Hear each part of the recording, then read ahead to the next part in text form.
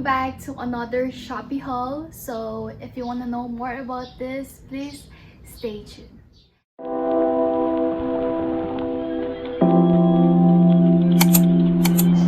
It is 6:43 in the morning and mas bet ko ngayon mag-vlog. This one is my second and I didn't expect na ito yung magiging alam mo yung haul ko kasi we're on to like chill, boyish and everything like what's poppin' man? Like ganon. Let's do like loose shirts, cargo pants and everything. Basta maluluwag.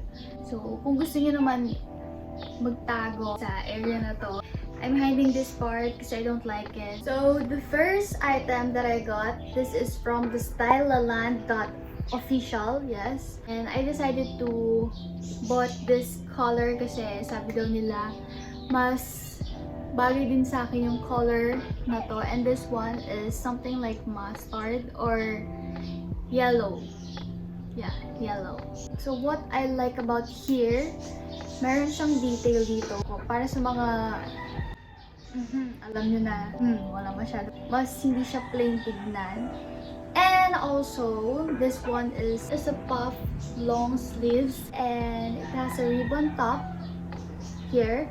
Actually, lahat ng mga items ko, more onto likely, mas gusto ko ma-emphasize yung dito.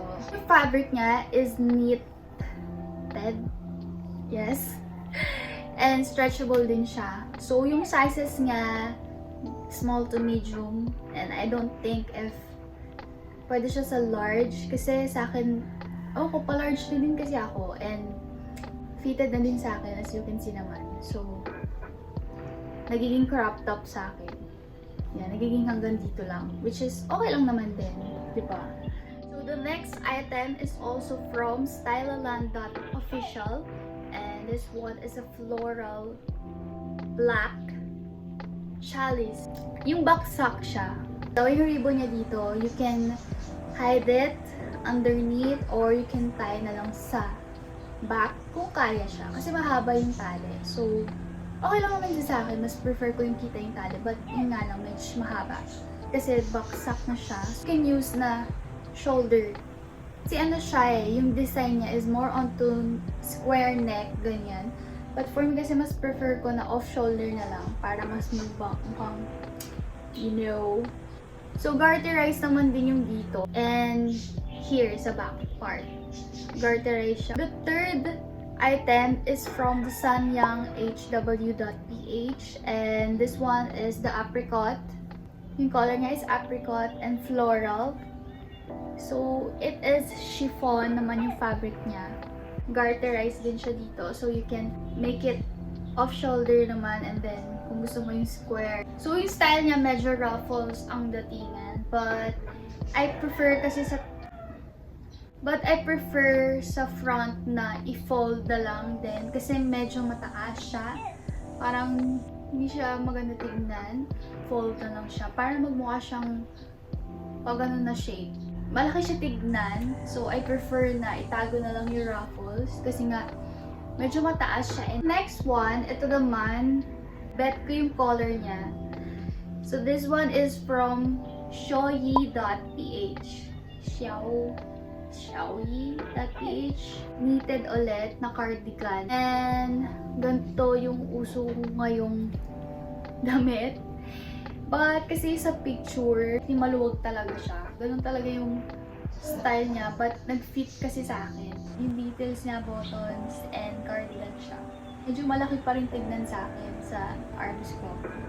Kasi nga fitted siya. But, yung nga, expected ko is very maluwag and everything. But, kinuha ko na din siya kasi nga, I like the color. Kasi ngayon na lang ulit ako nagkaroon ng color na ganito.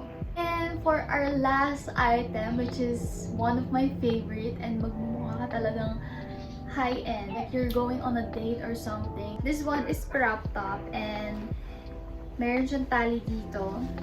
Puff long sleeve talaga siya. As in, ang ganda ng style niya sa arms banda. But kasi sa akin medyo maluwag to. Ito naman malaki sa akin. And okay lang kasi you can adjust naman kasi nga may tali sa gitna. So, yung store niya is from seeyouagain2019.ph. Lahat ng items dito, siguro masusuot ko lang siya sa sa dating, special events, ganon. Kasi hindi naman ako masyado talaga kapag lalabas ako. More onto like the t-shirt lang talaga. I love all the items that I got. So yeah, I think that is my Shopee haul. More hauls to come and I hope you guys like it. Yung mga prices lang naman niya, hindi naman siya lalagpas sa 500, 400, and nasa 200 below lang siya. So yeah, you guys go check their store. It is from Shopee. Yeah, that's all the items. Once again, this is Pam and I will see you in my next vlog. Bye.